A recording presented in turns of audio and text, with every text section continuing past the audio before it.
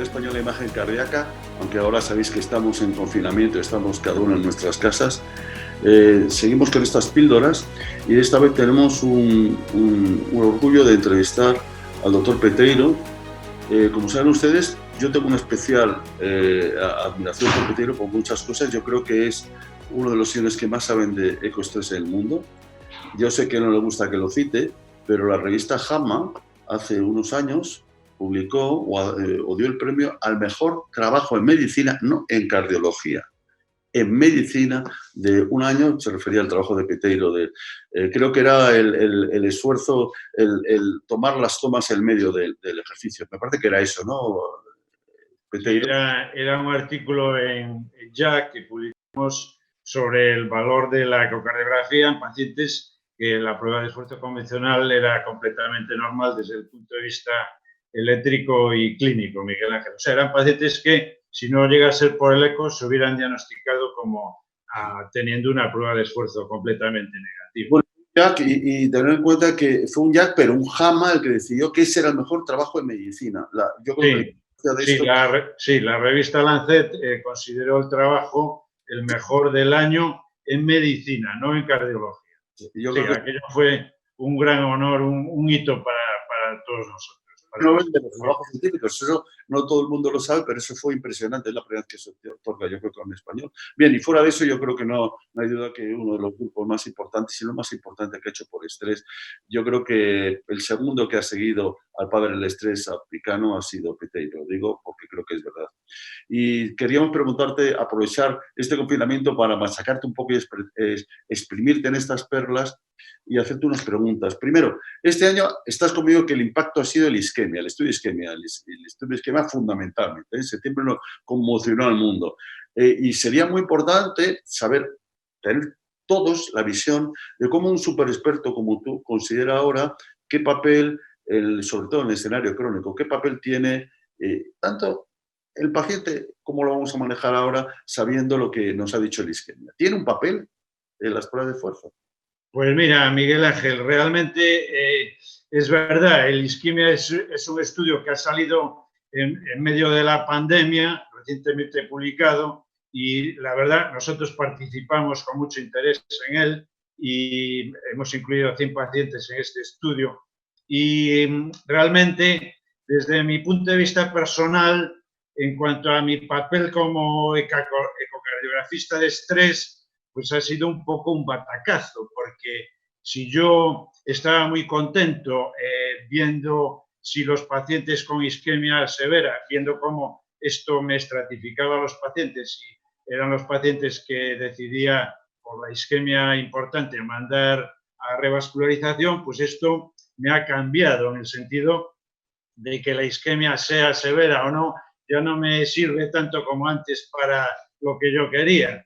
Y por otra parte, desde el punto de vista del médico asistencial en las consultas, pues sí que me interesa porque yo de algún modo ya no tengo tanta prisa en mandar a estos pacientes con síndrome coronario crónico al hemodinamista a que lo revascularice, sino que le doy un chance muy importante a seguirlos en la consulta y darles tratamiento médico. Y realmente vemos cómo muchos de ellos van bien, y esto es lo que ha demostrado un poco el isquemia. Mira, si ves, este estudio randomizó a 5.000 pacientes a una estrategia de tratamiento médico o tratamiento médico con revascularización.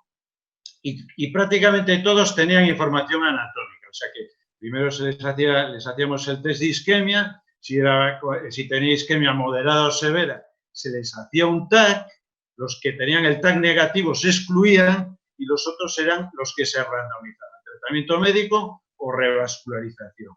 Y como ves, no hubo ninguna diferencia ni en los eventos totales, ni en la muerte por causas cardiovasculares o infarto, ni en la muerte por ningún tipo de causas, ni en la muerte por infarto.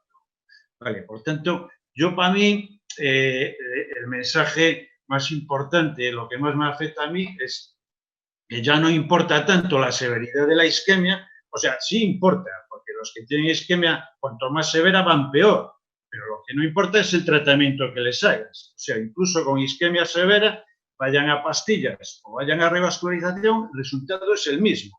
Por tanto, para estratificar ya la isquemia no me va a importar tanto. Y por otra parte, a los pacientes los vamos a revascularizar solo por síntomas, es decir, porque es el único que se demostró que la revascularización era un poco eficaz. En el paciente sintomático, revascularizarse, y este sí iba mejor desde el punto de vista sintomático y, bueno, por supuesto, no se excluye que aquí no pudiera haber un efecto placebo como hubo en el estudio órbita, ¿no? Pero bueno, esto es donde estamos. Y ahora, estos pacientes que vamos a revascularizar solo por síntomas, pues a lo mejor con una prueba de esfuerzo convencional que estaba tan condenada, pues ya me llega. Entonces, yo a lo que voy ahora, si tengo un paciente con alta probabilidad de que la prueba de isquemia vaya a ser positiva, por ejemplo, imagínate un paciente anciano, más de 80 años, diabético, varón y con angina típica de libro, pues yo aquí a lo mejor empiezo con el TAC. Yo estoy pensando en un paciente de este tipo que vea en mi consulta. Igual empiezo con un TAC. Otra cosa es otro tipo de pacientes, ¿no? Pero si yo tengo este paciente, como te digo, pienso que la prueba de isquemia va a ser positiva, pues yo ya me la salto. Voy directamente a un TAC. Si el TAC tiene tronco principal izquierdo, ya lo mando para cateterismo revascularización, porque sí que es cierto que en el isquemia, o sea, esta es la estrategia un poco isquemia. En el isquemia los de tronco principal iban a revascularización, no se excluían del estudio isquemia.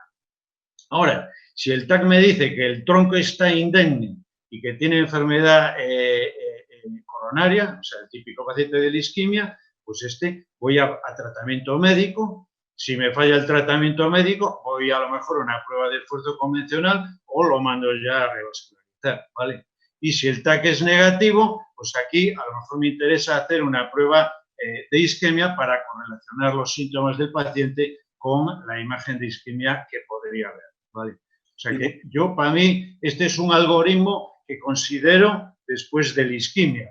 Otra cosa es otro tipo de pacientes. Aquí podría empezar con un TAC, pero yo, por nuestras características en nuestro hospital, como en muchos otros hospitales, disponibilidad, etcétera, etcétera, y porque muchos de estos pacientes van a tener, después de todo, una prueba negativa, aquí sí que empezaría con una prueba de isquemia y, de nuevo, pues voy después al TAC. Estamos hablando siempre de pacientes sin historia de enfermedad coronaria y síndrome coronario crónico. Aquí sí que volvería con lo de antes. Si el TAC tiene tronco, va a revascularización. Si tiene enfermedad coronaria, pero sin tronco, iría a pastillas. Y pues si el TAC o la coronariografía es negativa, pues nada. Y siempre con la prueba de esfuerzo convencional para dudas de síntomas, porque el paciente ahora, con las enseñanzas de la isquemia, lo voy a revascularizar por síntomas, ¿vale? Una pregunta, Jesús. Pero si en este escenario, si el paciente es un paciente sin historia de enfermedad arterial coronaria, ¿por qué, si es negativa la imagen, tú haces un esfuerzo y es negativo, te quedas ahí o no vas a ir a un TAC? O sea, en el fondo, lo mejor es hacer un TAC desde el principio, ¿no? Bueno, vale, yo le hago el TAC siguiendo la isquemia. O sea, la isquemia era, imagínate, angina estable o angina de cualquier tipo, imagen de isquemia. Si sale positiva, se le hacía un TAC a estos pacientes. Si tenían troncos, se excluían. Vale, pues no, yo lo único que digo es que, ¿para qué le voy a hacer la imagen de isquemia aquí? Si ya sé que va a ser positiva. Quiero decir, paciente con angina típica de libro. No, yo me voy a la siguiente situación. Pasa a la siguiente, vale. Ya te digo, aquí el test me va a salir positivo o negativo. Empiezo con isquemia porque tengo poca disponibilidad, ¿vale? Voy a empezar con un TAC también aquí, ¿de acuerdo? No, de acuerdo, acepto. El TAC, metes ahí el TAC, eso es a lo que me refiero.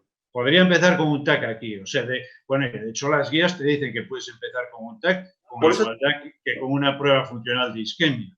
Te digo lo que hacemos nosotros, o lo que considero yo que se puede hacer después de la isquemia. Aquí voy a la imagen de isquemia, porque muchos pacientes de estos van a tener no van a tener isquemia, va a ser negativo. Perfecto. Vale. Muy bien.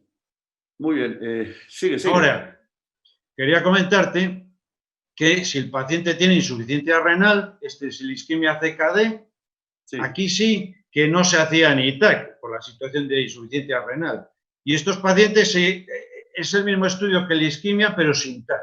Entonces, 800 pacientes con insuficiencia renal o diálisis se randomizaron a pastillas o revascularización. Resultado, igual en cuanto a muerte o infarto, igual en cuanto a los secundarios endpoints, que eran todos.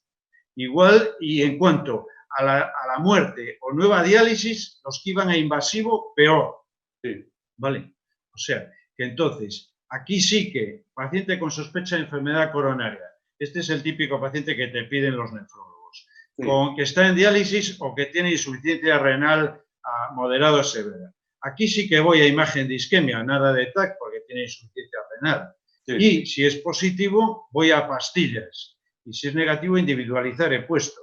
Pero la idea es que estos pacientes, cuanto menos los toques en el plan de coronariografías o revascularizaciones o TACs, mejor.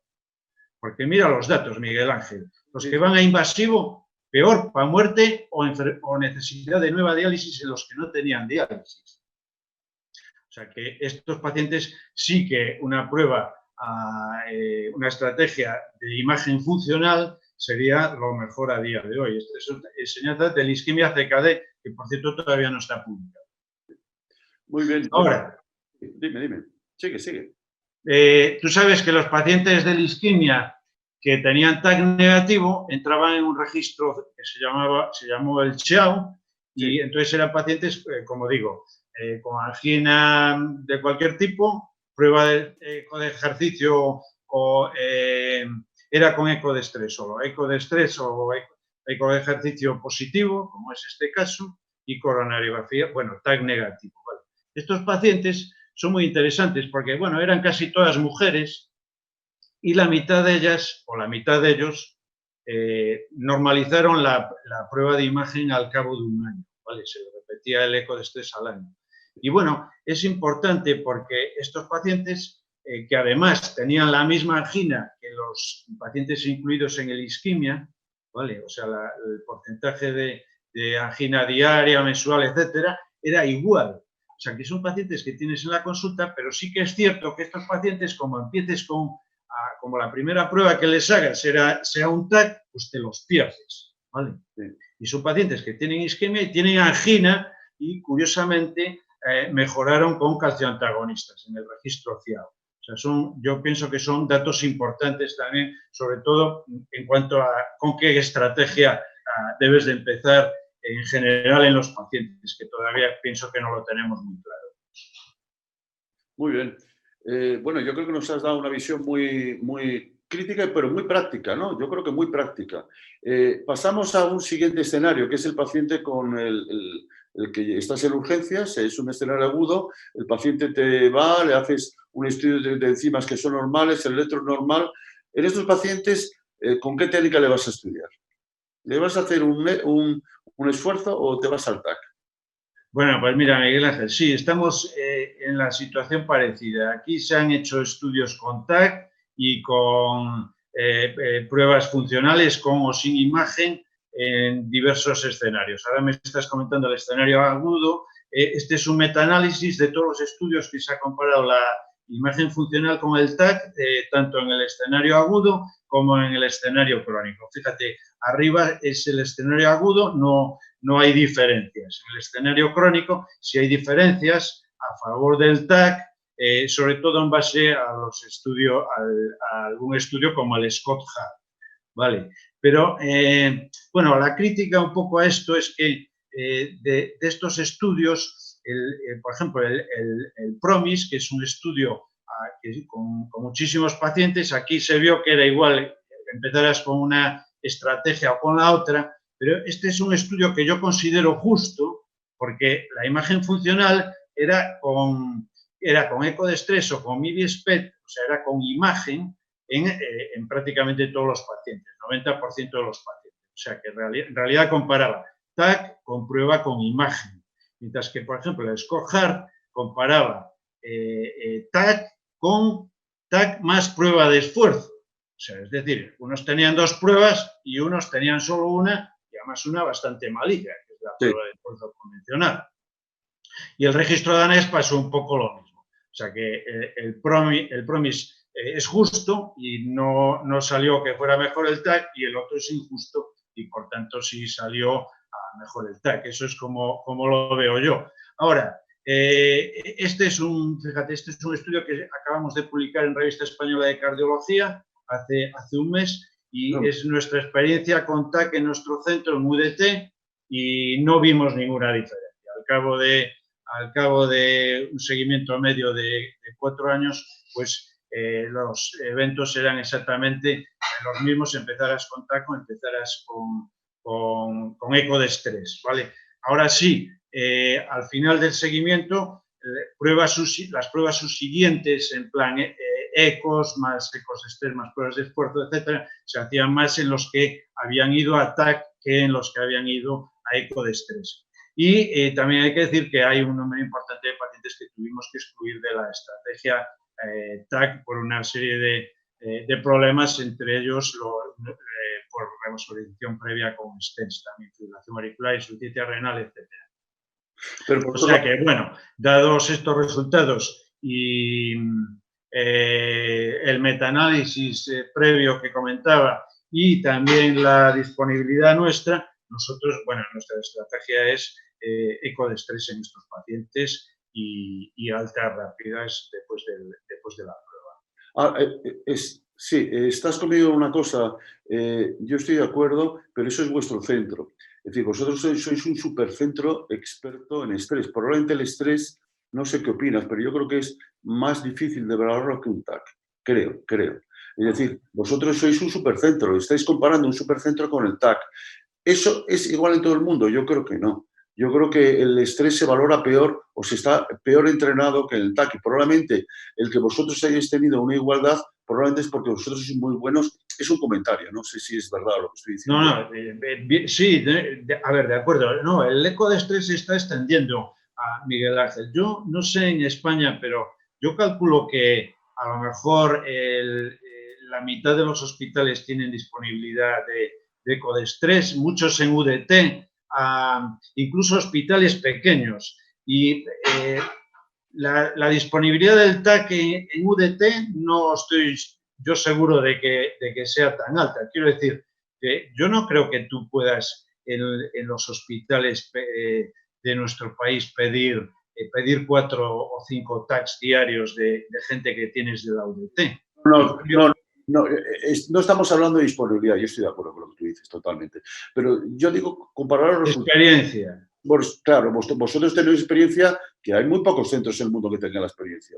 Entonces, la cosa es porque tú, y ahora específicamente tú, llevas viendo 150.000, o sea, tu experiencia no es la misma. Es como cuando hay muchos ejemplos en la vida, ¿no? Cuando tú con una técnica muy chiquitita dices, ¿pero cómo lo haces? Bueno, porque has visto 100.000. Entonces, claro, cuando tú ves y haces la comparación, dices, bueno, es que esto será igual cuando no sea Petero el que lo esté viendo. Ya sé que eso es muy simple, pero yo creo que influencia también, ¿no? Bueno, vale, sí, yo estaría de acuerdo contigo si quedamos en que para eco de estrés en UDT más generalizado se necesita incrementar la experiencia global de los examinadores, pero que el TAC no tiene la disponibilidad actualmente para suplir al eco de estrés.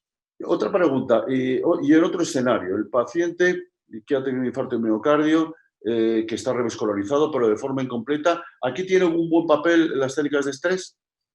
Pues mira, Miguel Ángel, hace poco salió el estudio COMPLETE que nos dijo que era mejor tratar en los pacientes con infarto con elevación del ST y enfermedad multivaso. Bueno, pues este estudio demostró que la revascularización completa anatómica era mejor que revascularizar solo la arteria responsable del infarto. ¿Vale? Es un estudio con muchísimos pacientes, pero en el que no se evaluó nada más, no se evaluó quién tenía isquemia y quién no. O sea, es un estudio de revascularizar todo versus revascularizar solo una arteria.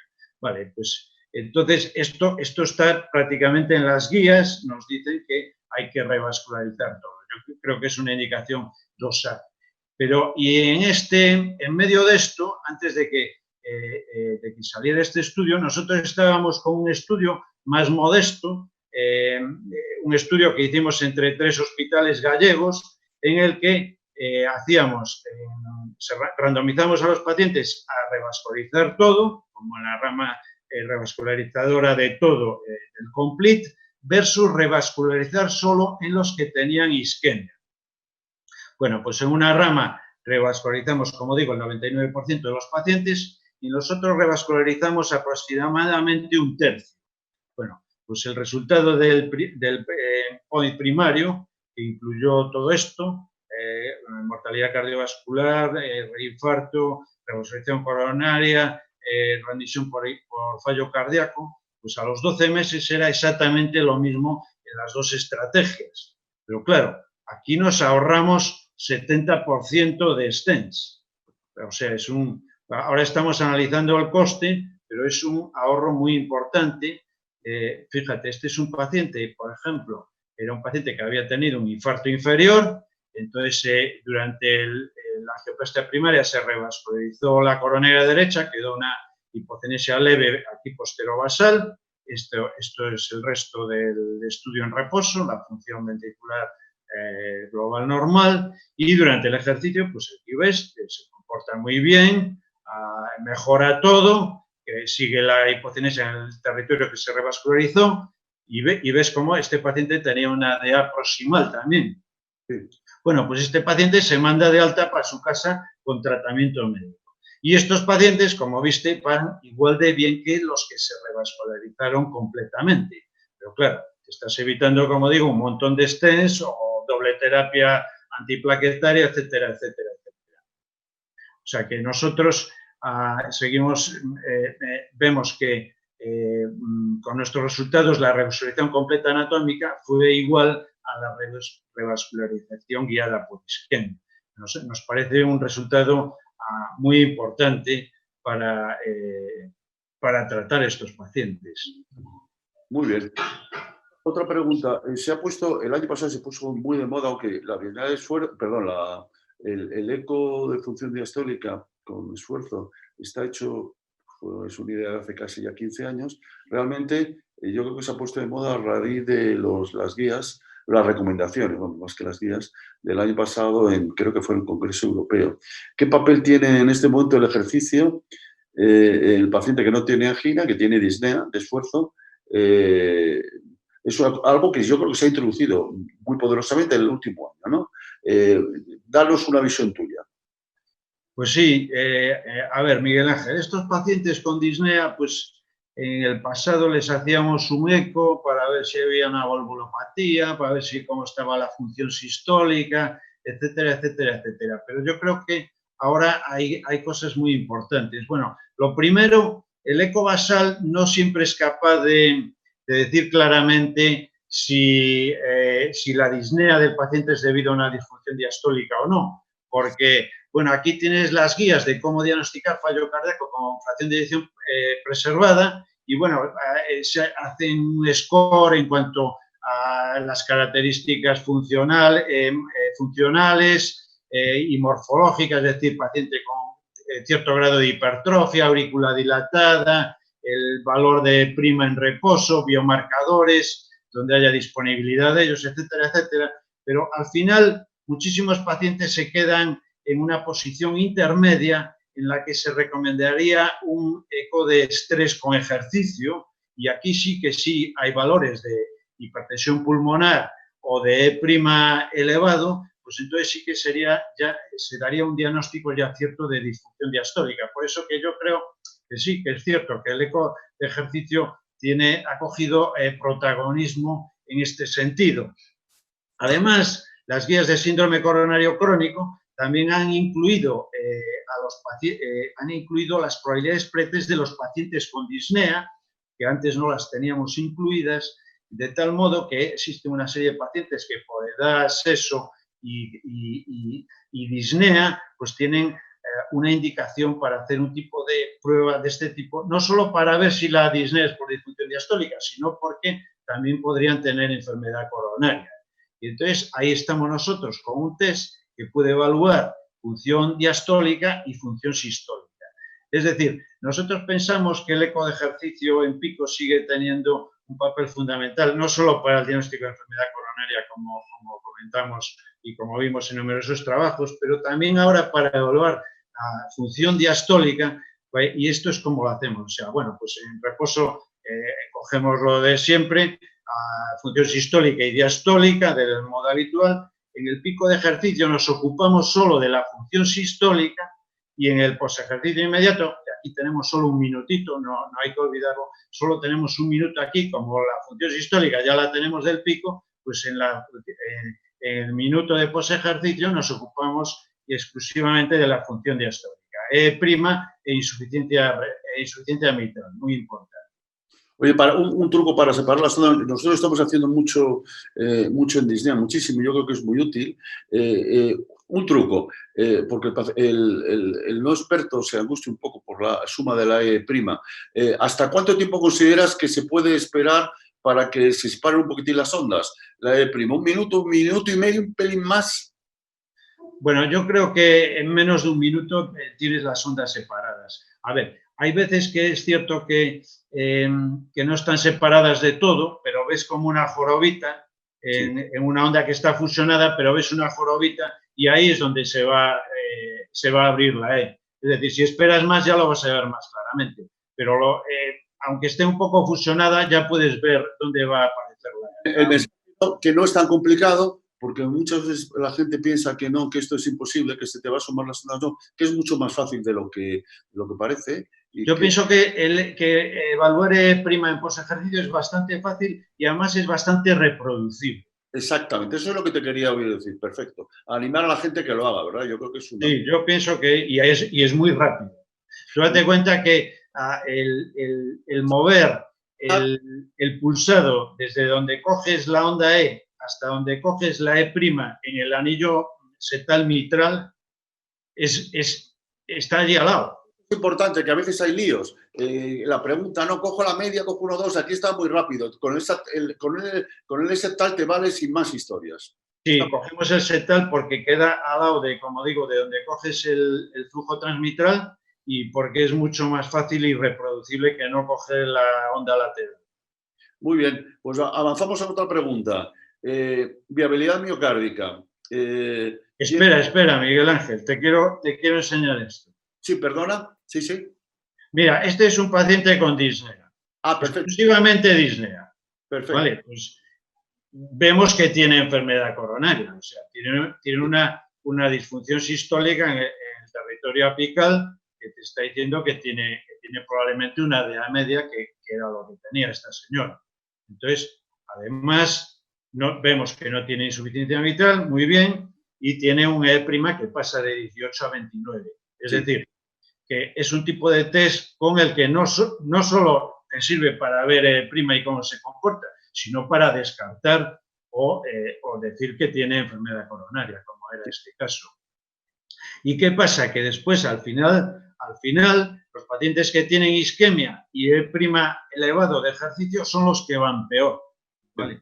Muy importante. Y además, nosotros hemos visto que hay una serie de pacientes, por ejemplo, este es cómo se comporta el E' en reposo y ejercicio, ¿vale? Los que tienen E' elevado, reposo y ejercicio son los que van peor.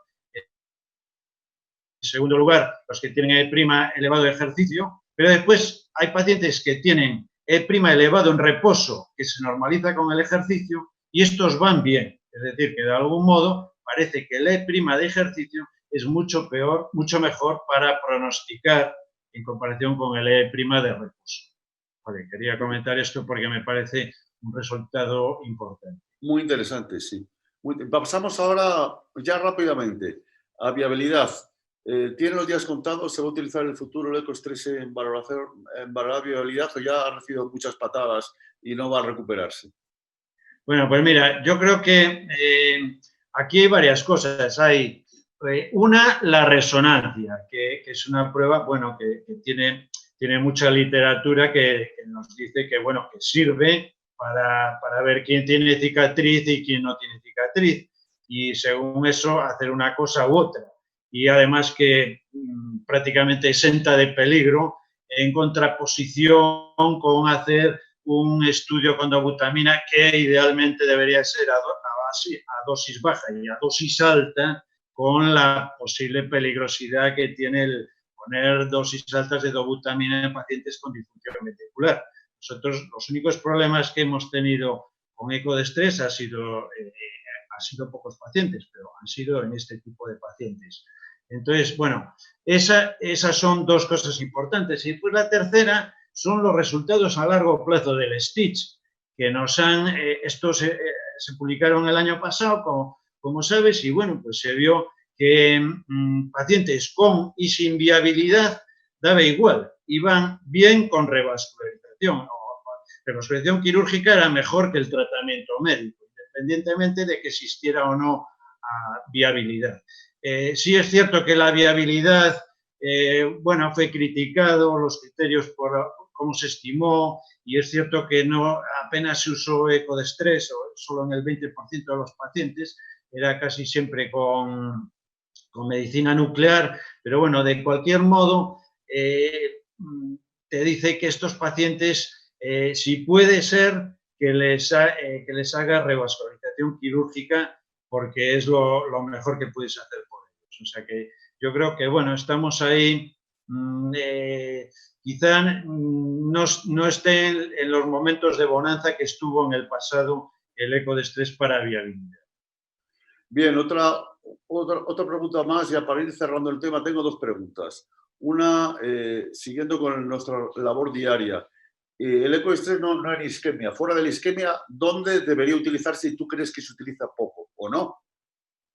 Bueno, hay otros escenarios. Bueno, estoy refiriendo al futuro, por supuesto. ¿Eso sí. va a persistir? ¿Se debe incrementar? Bueno, está claro que hay una serie de pacientes que quizá no estudiamos tanto con eco de estrés, bueno, que incluiría, pues bueno, pacientes con estenosis aórtica severa sintomática, pacientes con insuficiencia aórtica, pacientes con miocardiopatía hipertrófica. Nosotros sí estudiamos a pacientes con miocardiopatía hipertrófica, con eco de ejercicio, de forma bastante reglada. Pero bueno, hay una serie de patologías, pacientes con insuficiencia mitral moderada o severa, etcétera, etcétera. Y sí es cierto que en cualquier patología, sí que es cierto que los pacientes en los que mejora la fracción de eyección con el ejercicio van mejor que los que no.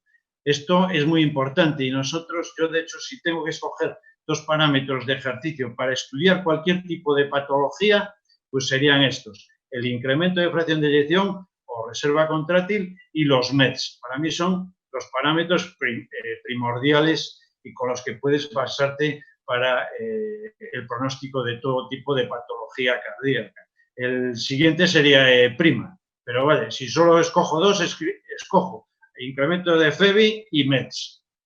Vale, pero sí, hay muchos pacientes en los que el eco de ejercicio puede ofrecer información pronóstica. Es un paciente con estenosis aórtica severa asintomática, pero que hace una disfunción ventricular con el ejercicio. Estos son datos que probablemente impacten el pronóstico.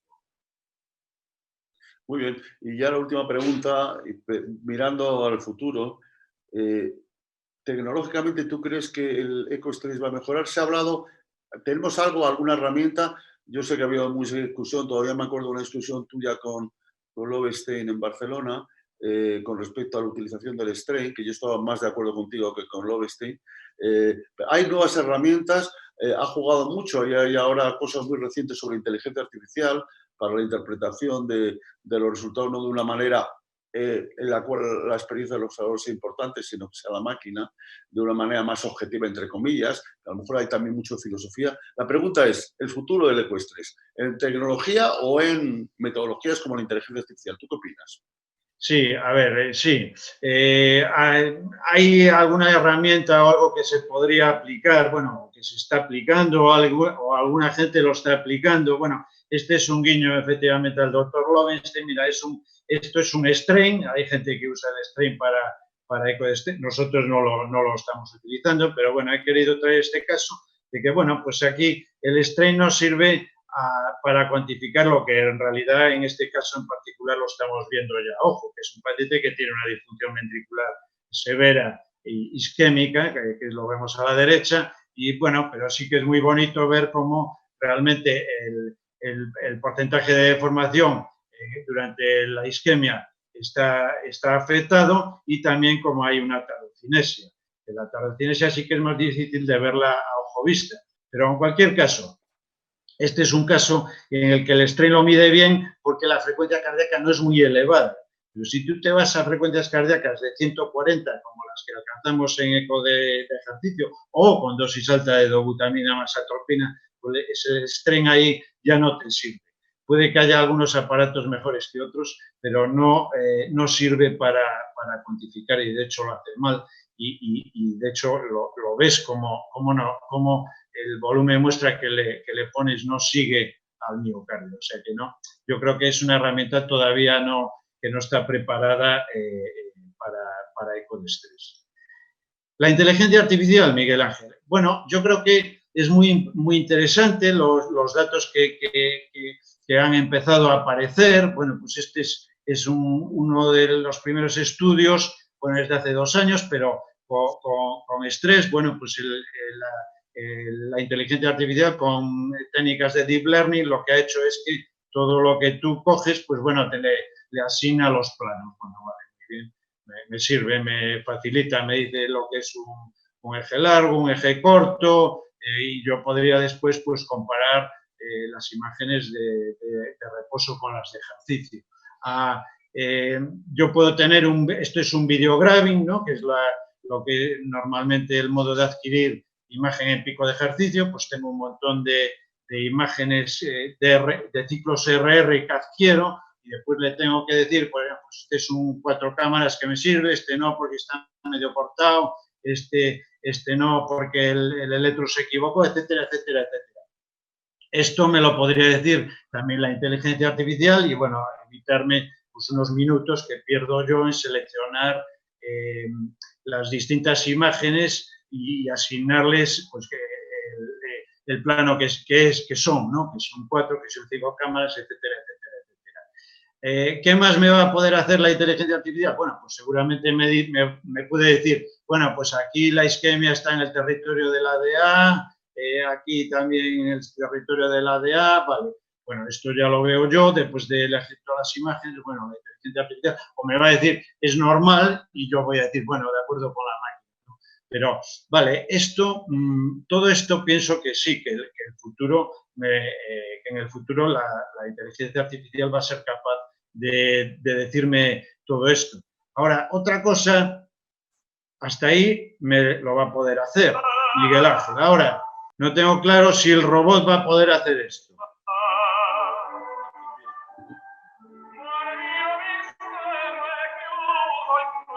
Bueno, le podrá poner música al robot.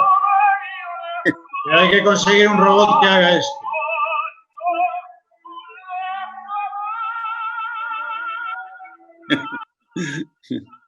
Bueno, yo estoy seguro que va a haber un robot que haga esto.